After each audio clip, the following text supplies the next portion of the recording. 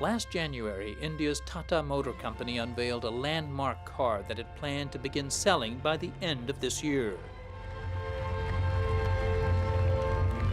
At the equivalent of $2,500, the Tata Nano is India's Model T, a car for the masses, says automotive journalist Murtaza Ali Beg. The German Volkswagen was built with the same philosophy. The French Citroën 2CV was built with the same philosophy. So therefore, the Nano will have several roles. It will be the car for a large number of low income families, and it will be an auxiliary car for some of the richer families who would be happy to have a low-cost small car to go nipping around for chores. What does the car epitomize? Get in, switch on, and you're free to go wherever you want. Prahalad Kakar, a director of films and commercials, says India's heavily nationalized and regulated economy used to give consumers only two antiquated car models to choose from, and those were in very short supply. They're still in use mostly as taxis. Kakar says scarcity helped glamorize the car. The car was this dream.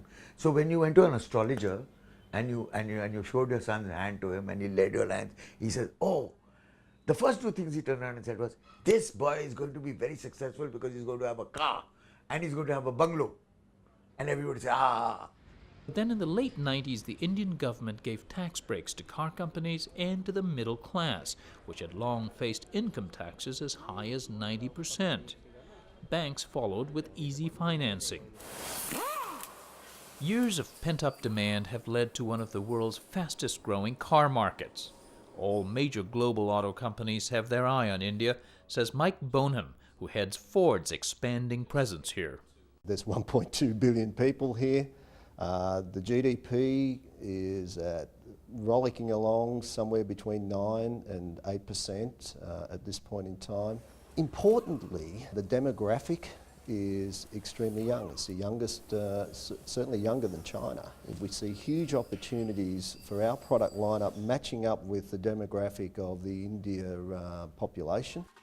The government in Delhi and at the state level has tried to spread new industry beyond urban areas to develop the impoverished rural economy, sometimes controversially. In the state of West Bengal, land was acquired by eminent domain to lure Tata's Nano plant, which will include several supplier factories.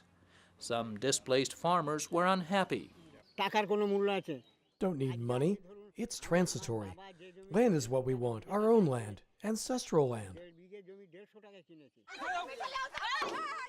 In 2007, 16 people died in riots by farmers and their allies in opposition political parties. As tension persisted, Tata announced in October that it would transplant the complex to the western state of Gujarat. Despite some protests, despite the recent economic slowdown, analysts still think the car industry is poised for big growth in India, even in rural areas. You can get this package with AC and power steering. Dealerships for Suzuki, known in India as Maruti, hold regular marketing events in small towns to introduce or tempt new buyers. There are easy financing terms to anyone who owns land, a tractor, or even a two-wheeler.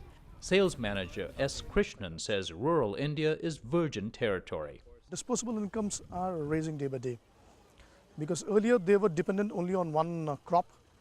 Today they are they are multitasking, and they have got 2 or 3 crops running up, and also within the family, and they have at least a couple of people who are also working somewhere. And farmer Sripal Nagar is considering a new car for his family. He'll rely on younger members who he says can drive. He plans to learn. Do you have a license? What, for driving?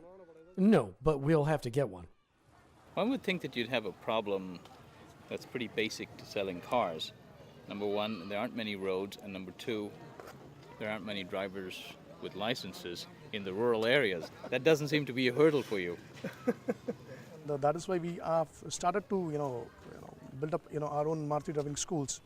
Despite starting up new driving schools, traffic problems are expected to get much worse before improving. The number of cars, though small by Western standards, is expected to double by 2016. Journalist Baig says the roads aren't ready. We may be going into the cars of the 21st century, but our roads are still in the age of the bullock cart. The roads and road management, the highways still have no traffic management to speak of. Our roads were built for towns which were designed for the most part 50 or 100 years ago. It's in accidents which regularly dot India's highways that the country's challenges with poor roads and poorly trained drivers becomes most grimly evident. Last year, 100,000 people were killed on India's roads, the world's highest fatality rate. India's government has pledged $35 billion to build better roads, but to environmental activists like Sunita Narayan, that's exactly the wrong approach. To keep adding 1,000 vehicles a day, as we do in Delhi, all the roads we make are not going to be enough. Congestion is increasing, pollution is increasing. The cars are being sold, and therefore policies are being fixed to make sure that cars get sold. But there is no overall constituency for public transport. There's a global mindset which believes that cars are part of the manufacturing success story of any country. There's also a global mindset which believes that car is a sign of progress. And that's the message we derive from countries like the United States. Chavi Dhingra of Delhi's Energy and Resources Institute says it's an issue with international implications. Projections which say that they're going to be 45% of the total world oil is going to be used by India and China, say in the next up till say 2025, and in terms of carbon emissions, CO2 emissions, carbon dioxide, it's going to be India is going to go up to almost, I think, 6 times of its present levels, and China is going to go up to 4 times. So the implications from in the transport sector itself. So the implications of the way things are going right now, if they continue, I mean, they are huge for climate change. But among consumers, journalist Baig says climate change is not a consideration. America, Europe, Japan have had millions of cars for dozens of years. Now it's our turn. It would be a typical attitude. It's our turn to have a good time. All of you guys have had been blowing carbon. Now we're going to be using cleaner, smaller cars, and so why shouldn't we have the benefits of four-wheel motorization? And Ford's Bonham says it's unfair to ask India's consumers to sacrifice.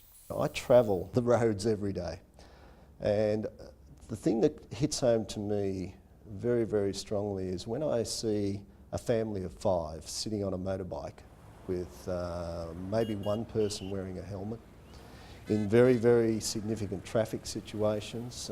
I don't feel I've got the right to say to them, sorry, because of these concerns we have, you haven't got the right to get into a much safer mode of transport in a four-wheeler relative to what you're moving your family around from one place to another at this stage. Environmental activists think the solution is safer mass transit, but they've had only limited success.